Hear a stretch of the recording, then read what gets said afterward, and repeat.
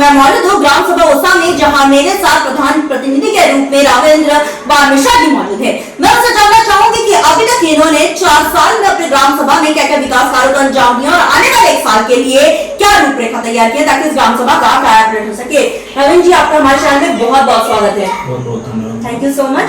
आपने अभी तक 4 साल में अपने ग्राम सभा में क्या क्या विकास कार्य करना है? एक्चुअली हमारी नई ग्राम सभा है। पिछले वित्तीय वर्ष में पिछले कार्यकाल में ये अलग हुई थी और इस बार जो हमने काम करने के लिए काम सोचा है, इसमें अभी काफ़ी कुछ करना है, लेकिन फंड की वजह से हम नहीं कर पा रहे हैं क्योंकि हमारी ग्राम सभा बहुत छोटी है। करने के लिए बहुत कुछ है लेकिन धन न होने पाने कारण नहीं कर पा रहे हैं। आवास और शौचालय कितने आपकी ग्राम सभा में की? क्योंकि 2 बार से आप प्रधान हैं, तो इस कार्यकाल में आप बताइए कितने आवास और शौचालय आवंटित? इस पिछले वर्ष में हमने लगभग 60 प्रधानमंत्री आवास दिए गए हैं और 4 मुख्यमंत्री आवास दिए गए हैं। स्वच्छ भारत मिशन में आपकी क्या राय है? स्वच्छ भारत और स्वस्थ भारत, स्वच्छता को लेकर आप अपने ग्राम सभा में क्या क्या काम करवा रहे हैं? एक्चुअली स्वच्छ भारत मिशन एक बहुत बढ़िया सरकार की योजना है, लेकिन जो सरकार चाहती है उस हिसाब से फंड नहीं दे पा रही गाँव सभा में, क्योंकि इनका आंकड़ा एक 2011 की जनगणना के अनुसार फंड रिलीज करते हैं जिसमें गांव सभा में विकास के कार्य किए जाते हैं, लेकिन जैसे हमारी छोटी गांव सभा है, जनसंख्या कम है, तो फंड ना के बराबर, जो कि नाकाफी है। जो उनका एक कार्य योजना है वो भी पूरी नहीं हो पा रही है, हमारे मतलब उस फंड में नहीं आ पा रहा है, कार्य योजना भी नहीं पूरी कर पा रहे हैं। ओडीएफ में आपकी ग्राम सभा हो चुकी है, आरआर सेंटर बन चुका, कूड़ा आ चुकी है।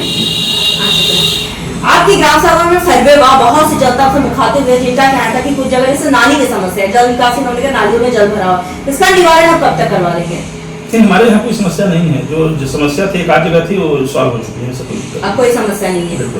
स्वास्थ्य की मैं बात करूँ तो हमारे मुख्यमंत्री दिनेश पाटिल भी स्वास्थ्य मंत्री हैं, स्वास्थ्य के प्रति काफी जागरूक भी है, तो आपने कोई स्वास्थ्य को बेहतर बनाने के लिए पैरामीटर तैयार किया अपनी ग्राम सभा में? एक्चुअली स्वास्थ्य विभाग की योजनाएं तो काफ़ी अच्छी हैं, लेकिन धरातल पे काम नहीं हो पा रहा है, सच्चाई ये है। कुछ भी हो, हम भी चाहते हैं कि अपने गांव में कोई अच्छी जैसे कि होता क्या है, हमारे यहाँ उप स्वास्थ्य केंद्र होना चाहिए, नहीं है हमारे यहाँ, ऐसा नहीं है।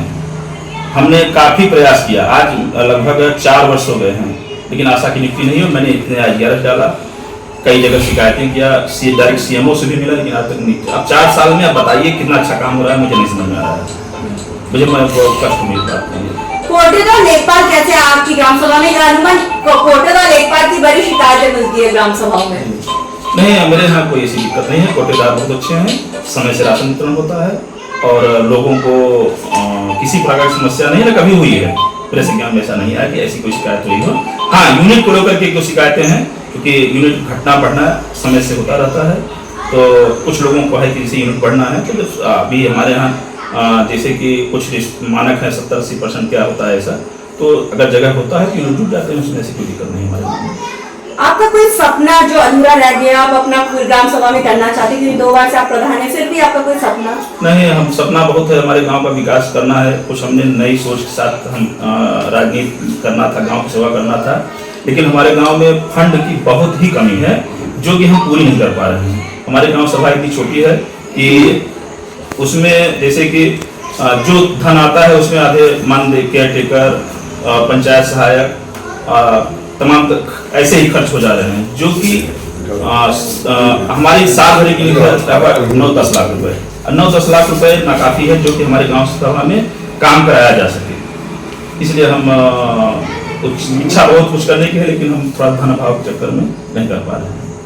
सरकार की मैं अगर 19 बिंदुओं पर बात करूं तो 19 बिंदुओं पर आपका काम हो चुका है, जैसे विद्यालयों का कायाकल्प है, सचिवालय का निर्माण है, आंगनबाड़ी केंद्र है, जो कि सरकार की पहली प्राथमिकता है।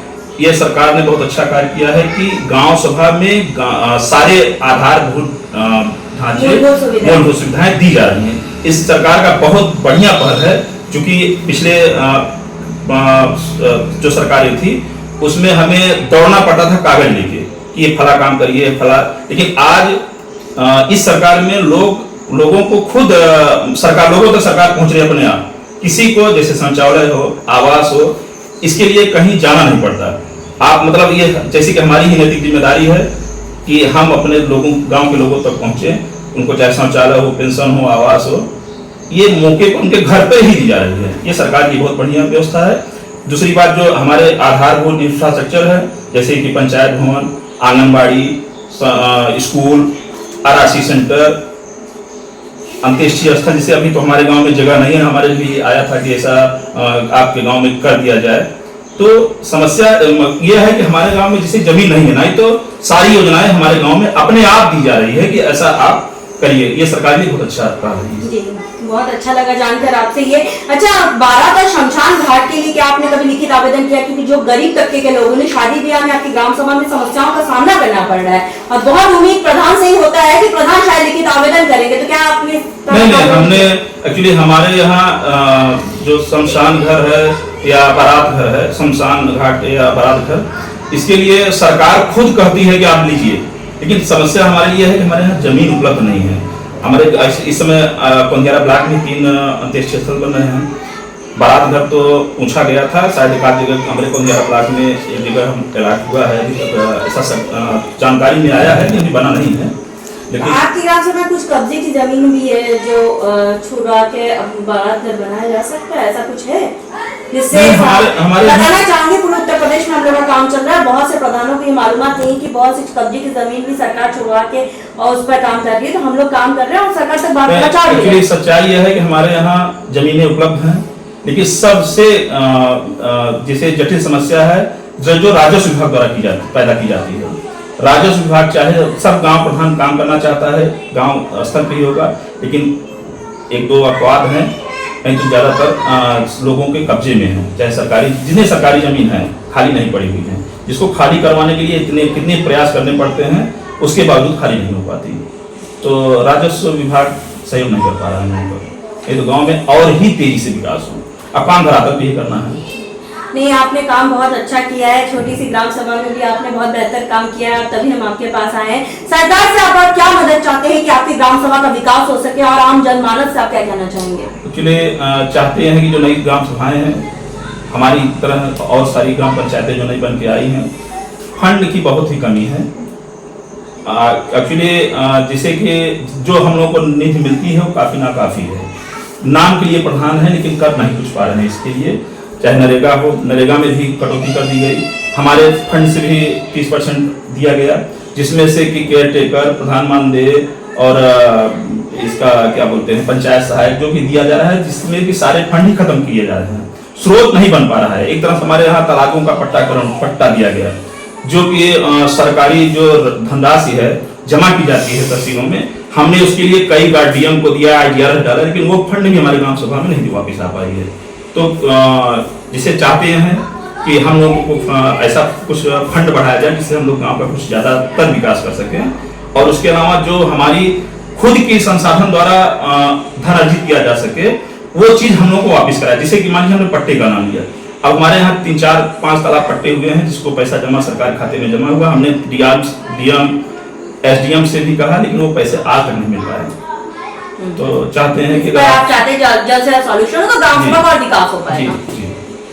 हमारे साथ प्रधान प्रतिनिधि जी मौजूद थे। इनका साफ तौर पे कहना है कि इन्होंने अथक प्रयास किया ताकि इस ग्राम सभा को नंबरदार ग्राम सभा बनाया जाए। जैसा कि इन्होंने साफ तौर पे कहा, इनका ड्रीम पॉइंट कर सकता है इस ग्राम सभा में सारी जो भी कब्जे हो या कोई भी जमीनें हैं जो खाली कराने की बात है तो वो करवाना चाहते हैं, और सरकार से मदद चाहते हैं कि इस पर ज्यादा से ज्यादा ध्यान दिया जा सके, और साथ ही साथ ये चाहते हैं स्वच्छ भारत मिशन के तहत काम करना ताकि ग्राम सभा में स्वच्छता बनी रहे, और शिक्षा के स्तर पर भी आगे बढ़ाना चाहते हैं। जब हम ग्राम सभा में सर्वे किए थे, बहुत सी जनता से मुखातिब हुए थे, जिनका कहना था कि कुछ जगह जैसे नाली की समस्या है, जिस पर हमने आपसे वादा किया था गाँव की कहानी प्रधान की जुबानी आप तक ले आएंगे, प्रधान की समस्याओं से भी आपको रूबरू कराएंगे ताकि आप इनको वक्त दें। इनके पास अभी भी लगभग 1 साल का वक्त है, जैसे जैसे बजट आएगा अपने ग्राम के विकास के लिए वैसे वैसे काम कराएंगे, और हमें उम्मीद भी है प्रधान जी आप ग्रामवासी की समस्याओं को इसी तरह न केवल सुनते हैं, वैसे सुनते रहेंगे। बहुत धन्यवाद जी। इस तरह 2 बार से आप प्रधान है, तीसरी बार भी प्रधान बनेंगे। बहुत धन्यवाद आपको जी।